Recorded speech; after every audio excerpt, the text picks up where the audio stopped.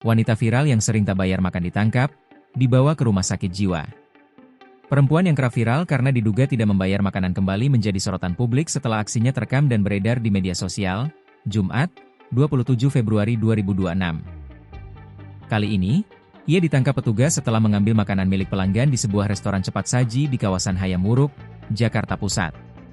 Berdasarkan unggahan akun Instagram Jabodetabek 24 Info, perempuan tersebut masuk ke area restoran dan mengambil makanan milik salah satu pelanggan yang sedang berada di lokasi.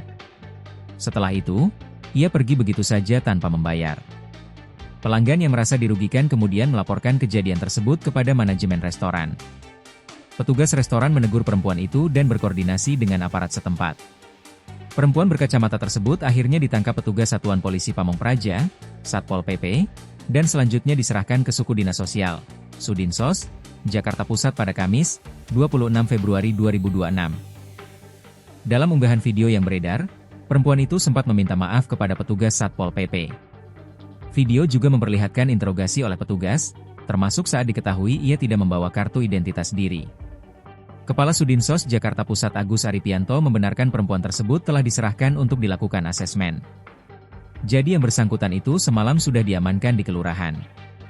Selanjutnya kami melakukan asesmen sementara, ternyata terindikasi dan terkonfirmasi atas nama Nani Sitorusya, ujar Agus saat dihubungi Kompas.com, Jumat.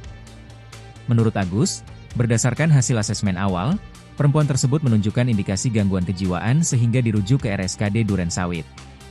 Agus menambahkan, dugaan tersebut masih bersifat indikatif dan menunggu hasil pemeriksaan medis lebih lanjut.